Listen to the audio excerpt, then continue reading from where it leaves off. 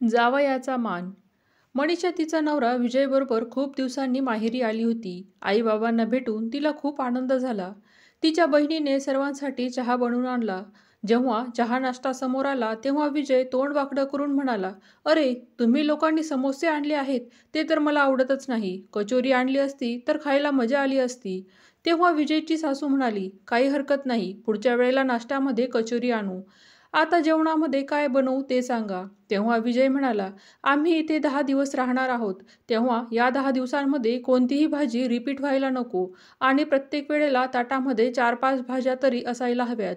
सासरेबुवा, मला गुलाबजाम नाही तर रसमलाई हवी. त्यामुळे तुम्ही लगेचच बाजारात जाऊन घेऊन या." विजय खूपच नखरे दाखवत होता, पण मनीषा आपल्या आई-वडिलांसमोर विजयला काहीच बोलू शकत नव्हती. पण एकांत मिळाल्यानंतर मनीषा विजयला म्हणाली, "हे काय चाललं आहे? उगाच इथे येऊन नखरे का दाखवत आहेस?" तेव्हा विजय मजा घेत म्हणाला, "अगं, पहिल्यांदाच जावई बनलो आहे, त्यामुळे थोडी मजा तर घेऊ दे." असेही आपल्या समाजामध्ये जावयाला देवाच्या नजरेने पाहतात आणि जावयाला खूप मान-सन्मान देतात. विजयला सासरी आल्यावर असं वाटत होतं की तो काहीतरी वेगळाच माणूस बनला आहे. तिथे आपल्या घरी तर त्याची आई काहीही बनवायची तरी विजय नाकतोड न मुरडता अगदी शांतपणे जे आहे ते खात असायचा.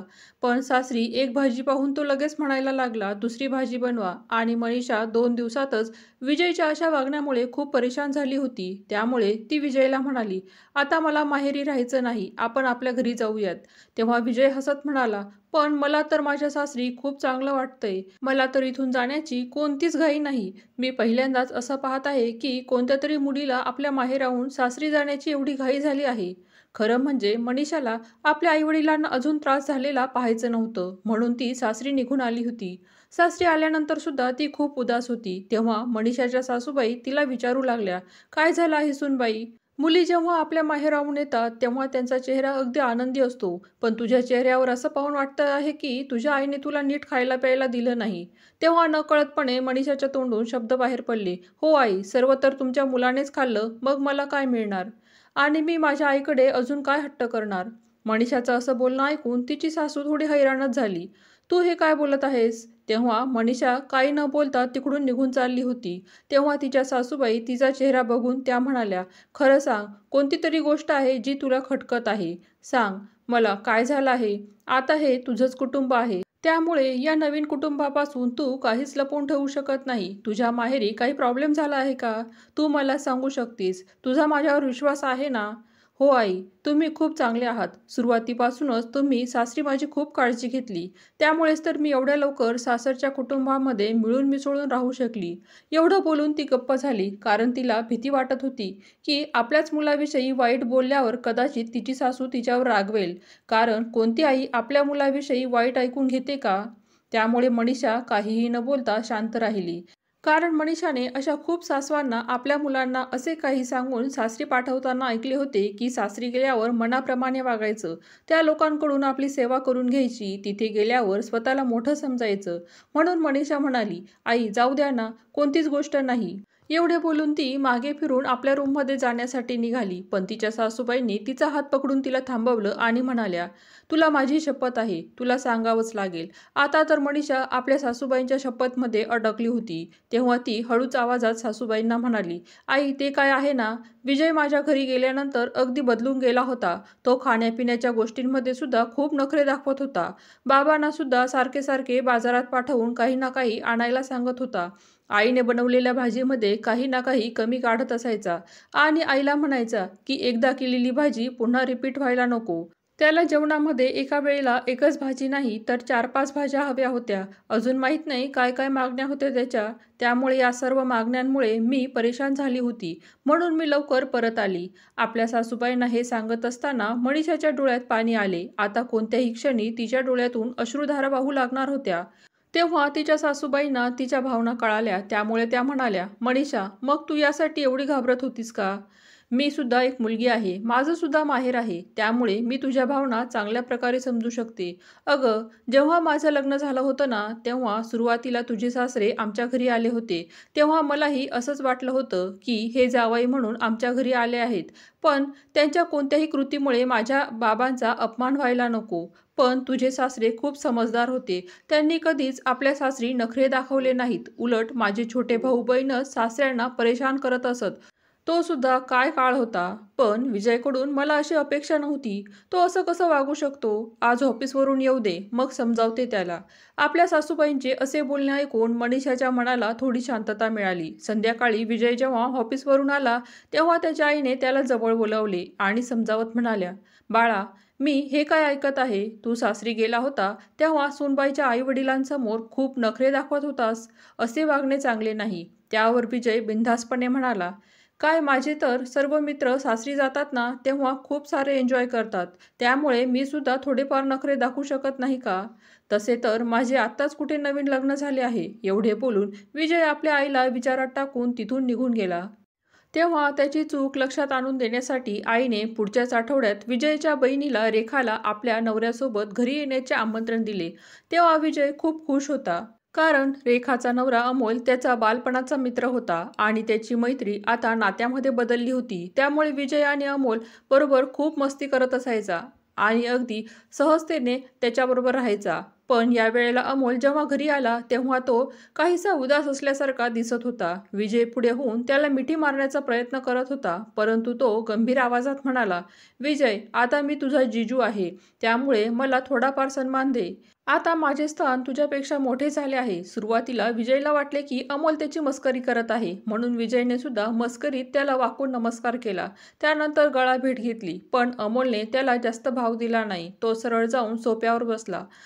जेव्हा थोड्या वेळाने अमोल समोर चहा नाश्ता आला, तेव्हा नाश्त्यामध्ये कचोरी पाहून अमोल तोंड वाकडं करत म्हणू लागला, "अरे, माझा कचोरी खाण्याचा मूड नाही, मला तर समोसा हवा आहे." तेव्हा आई ठीक आहे म्हणत पुढच्या वेळेस समोसे मागवते असे म्हणाल्या. एवढे बोलून त्यांनी विजयला नाक्यावर मिठाईवाल्याकडून गरमागरम समोसे घेऊन ये असं सांगितलं. तेव्हा विजय म्हणाला, "अच्छा, ठीक आहे. माझ्या मित्राला समोसे खायचे आहेत तर मी जाऊन घेऊन येतो." तेव्हा अमोल जरा कडक आवाजातच म्हणाला, "मित्र नाही, जिजू म्हण मला. तुला तर सारखं सारखं सांगावं लागतं का?" अमोलच्या अशा वागण्याने विजयला थोडं वाईट वाटलं, परंतु तो काहीच न बोलता तो समोसे आणण्यासाठी निघून गेला. विजय समोसे घेऊन आला तेव्हा घरात पाऊल टाकताच त्याचे पाय जागीच थबकले. कारण अमोल तक्रार करत होता, "अहो सासूबाई, असं वाटतं आहे की तुम्ही चहामध्ये वेलची कमी टाकली आहे. तुम्हाला माहिती होतं ना, तुमचा जावई घरी आला आहे. तुम्हाला चांगला चहा बनवता येत नाही का?" अमोलचे असे बोलणे ऐकून विजय हैराण झाला. कारण या अगोदर अमोल घरी यायचा तेव्हा आईच्या हाताचा चहा पिऊन खूप खुश व्हायचा आणि आज तो चहामध्ये कमी काढत आहे. विजयने लगेच समोसे काढून प्लेटमध्ये ठेवले, पण आता विजयची काही खाण्यापिण्याची इच्छाच होत नव्हती. तो उठून जाऊ लागला. तेव्हा अमोल म्हणाला, "अरे, तुझे जिजू घरी आले आहेत आणि तू असा तोंड पाडून तुझ्या रूममध्ये चालला आहेस? ये माझ्याजवळ बस." विजय नाईलाजाने मागे फिरला आणि अमोलच्या बाजूला जाऊन बसला. पण जेव्हा खाण्याची वेळ आली तेव्हा मनीषा किचनमध्ये जाऊ लागली. तेव्हा अमोल म्हणाला, "वहिनी, मला तुमच्या हातचे जेवण नाही तर सासूबाईंच्या हातचे जेवण करायचे आहे." हे ऐकताच विजयची आई म्हणाली, "जेवणामध्ये काय खाणार आहात?" "मला ना आंब्याचा रस आणि पुरणपोळ्या खायच्या आहेत." "अरे बाळा, आता तर आंब्याचा सीझन नाही, त्यामुळे घरात इतर भाज्या आहेत. मी दुसरी भाजी बनवू का? पनीर मसाला किंवा?" मध्येच थांबवत अमोल, "नको, मला आंब्याचा रस आणि पुरणपोळीच हवी आहे," असं म्हणून हट्टालाच पेटला आणि पुढे म्हणाला, "लक्षात ठेवा, आजपासून सर्व माझ्या आवडीच्या भाज्या बनतील. मी या घराचा जावई आहे. पाहुणचारात कसलीही कमतरता पडायला नको." आपल्या जावयाच्या अशा बोलण्यामुळे विजयची आई परेशान होऊन गेली होती. विजय रागातच उठला आणि म्हणाला, "हा कुठला राजकुमार आहे का, जो एवढे नखरे दाखवत आहे?" नंतर अमोलकडे जाऊन तो म्हणाला, "तुला काय झालं आहे? लग्नाच्या आधीसुद्धा तू यायचा. तू अनोळखी तर नाहीस, तरीसुद्धा तू एवढे नखरे दाखवतो आहेस. आता मी बाजारात जाणार आणि त्यानंतर जेवण केव्हा बनेल? तसेही आईची तब्येत ठीक नसते, तिला औषधेसुद्धा घ्यावी लागतात. अशा परिस्थितीत तू तिला एवढे परेशान का करत आहेस? गुपचूप जे बनलं आहे ते खा." तेव्हा अमोल रागातच उठून उभा राहिला आणि म्हणाला, "या घरात माझा अपमान झाला आहे आणि मी इथे कधीच येणार नाही. माझ्या बायकोला सुद्धा इथे पाठवणार नाही. मी या घराचा जावई आहे. माझा काही मानपान आहे की नाही?" जावयाबरोबर अशा प्रकारे बोलणं केलं जातं का? मध्येच विजयची आई म्हणाली, अरे बाळा, वाईट वाटून घेऊ नकोस, याची तर बुद्धीच भ्रष्ट झाली आहे. तेव्हा विजय म्हणाला, नाही आई, माझी मती भ्रष्ट झालेली नाही. हा तर लहानपणाचा मित्र आहे. लग्न झाल्यावर असे काय मोठे झाले आहे, त्यामुळे हा एवढे नखरे दाखवत आहे. अमोल विजयकडे बघत म्हणाला, ठीक आहे, तर मी नखरे दाखवत आहे ना, मग तू तुझ्या सासरी जाऊन काय करत होतास? ते लोक तुला लहानपणापासून ओळखत नव्हते. याचा अर्थ असा नाही की तू तुझ्या सासरी जाऊन तुझ्या सासू-सासऱ्यांना परेशान करशील. तेव्हा वहिनींच्या मनाला काय वाटलं असेल याचा थोडा तरी विचार केला आहेस का तू? तुला आज दिसत आहे की जावई होऊन मोठे नखरे दाखवत आहे. त्यामुळे तुला सतत बाजारात जावे लागत आहे. तू तरुण आहेस तरीसुद्धा परेशान झालास. मग तिकडे तुझ्या सासऱ्यांना सतत बाजारात पाठवून परेशान करत होतास. तेव्हा तुला मजा येत होती. अमोलचे असे बोलणे ऐकून विजय एकदम शांतच झाला. काही वेळाने म्हणाला, अच्छा, मनीषाने तुमच्याकडे माझी तक्रार केली तर? आई म्हणाली, नाही बाळा, तिने तक्रार केली नाही. ती दुःखी होती. मग मीच तिला विचारलं. तेव्हा तिने मला सांगितलं एवढंच. पण मी तुला समजवण्याचा प्रयत्न केला. माझं बोलणं तू मनावर घेतलंच नाही. माझी कोणतीच गोष्ट ऐकण्यास तू तयार नव्हतास. म्हणून तुला तुझी चूक दाखवून देण्यासाठी आम्हाला हे सर्व करावं लागलं. जेव्हा गोष्ट आपल्या स्वतःवर आली ना, तेव्हा तुला किती वाईट वाटलं. तेव्हा तुझ्या सासू-सासऱ्यांची गोष्ट होती, तेव्हा तू मजा घेत होतास. बाळा, असं कधीच करू नये. तू जावई असल्यास म्हणून काय झालं? जेव्हा तू तुझ्या सासरी जातोस, तेव्हा तू तुझ्या सासू-सासऱ्यांना मदत करायला हवीस. त्यांच्याबरोबर प्रेमाने वागायला हवं. उगाच त्यांना परेशान करायला नको. आपल्या आईच्या बोलण्यावर विजय हलकेसे स्मितहास्य करत म्हणाला, अच्छा, ठीक आहे. माझी चूक मी मान्य करतो. यापुढे मी माझ्या सासरी गेल्यावर काहीही नखरे दाखवणार नाही. चला, आता जेवण तर बनवा. पण अमोल, तू पनीरची भाजी खाणार आहेस की नाही ते सांग. असं म्हणत सर्वच जण हसू लागले. व्हिडिओमधील कथा आवडली असेल तर प्लीज लाईक करा, शेअर करा, सबस्क्राईब करा.